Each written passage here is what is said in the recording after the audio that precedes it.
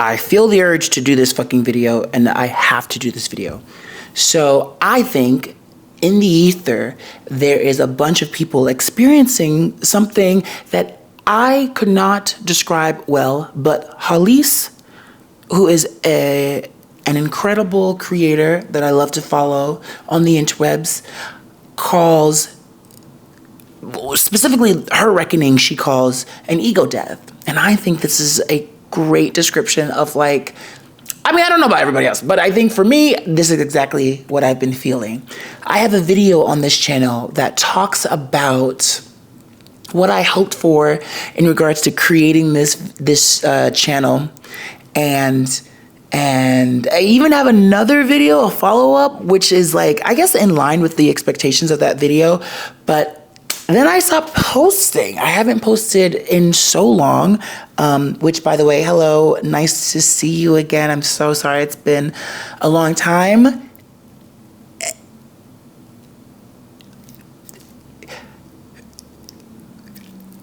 Yeah, it's been a long time. And there's so much that I've done. I think, honestly, because this channel is still so new, I know that a lot of people who might come across this don't know me, but hi, my name is Malcolm, and I used to be a software engineer in New York, now kind of figuring it out.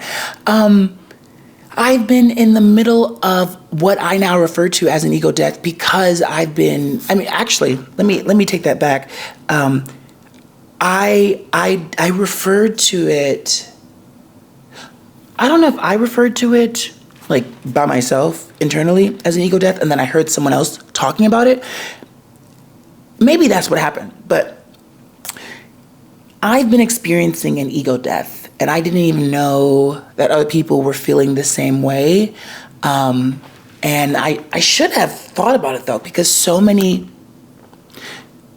engineers right now and so many professionals who have been laid off are discovering joy for themselves in varying different ways by working at their local butcher, volunteering more, pivoting careers entirely. And it's so fascinating to see.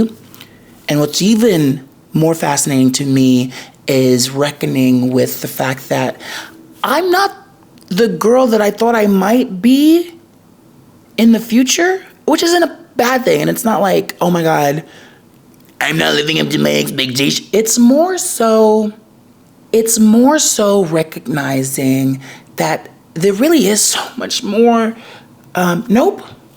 There's just a lot of ways to do different things. My brother is a performer in New York City. He has a whole bunch of friends in the arts. They're incredible, they're iconic, and they actually are making a living and living in New York City. And it's incredible to see. I think I've always thought that there was only one way to survive, and I had to go to engineering school to do that. And granted, I loved going to engineering school, but if you don't know, I've been unemployed for over 2 years. So crazy, so wild, so fascinating. And I took notes. I took some notes to just like focus my stream of consciousness. I realized I was trying to reckon with my ego death by just trying to think about what I've been experiencing. And what I've been experiencing is I haven't been having the type of fun that I knew I could be having as an adult in regards to working and learning. It's been kind of stressful trying to navigate, global pandemics and AI revolutions and massive layoffs. And that's been kind of my entire career, which is so crazy. What's crazier is to meet other people who've had entire careers. The other day I met somebody who's been working at their role for over 10 years. Is that right? Yeah, over 10 years. So I was like, you had a whole career before even the pandemic hit, let alone like AI, right? And so, yeah, I've been coming to terms with and this is also interesting. I wrote down in my journal that I've had to grieve the expectation I had, not necessarily for my life, but I think for my career, because I'm constantly chasing after this idea that I just don't think can even exist now in this time frame. I think, 2008, 2018, 19 was a great time to be in tech, and right now it's a little weird. And I'm still navigating that. In the meantime, while I'm navigating that, I'm exploring all these other ways to make a living, and it's actually really exciting. Like one of the ways is, teaching English as a second language, because one of my goals has always been to learn Spanish, and come to find out there's a need for English as a second language instructors where I live. And that's really cool. And I don't think I would have the time to explore that part-time if I was working full-time.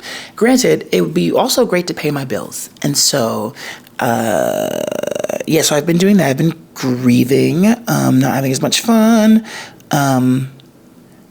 Holise is hilarious. She said, money is getting funny, change is getting strange. And for over 2 years, I've been unemployed. By the grace of God, I've still survived. I don't know how. I need to look back. It's a combination of making a lot of money early on, creating a savings, being able to rely on that, unemployment, severance, a combination of these things have allowed me to last for as long as I have. But it's time to get back to work. It's time to get back to work. I think that's just a video that I wanted to make because it's in such contradiction. I wanted to make this video because I knew it was going to be in contradiction to the first few videos that I've made on this channel, because, baby girl, yesterday's career is not today's career, and yesterday's advice and objectives cannot be today's advice and objectives, because yikes, it's getting weird, it's getting spooky in here.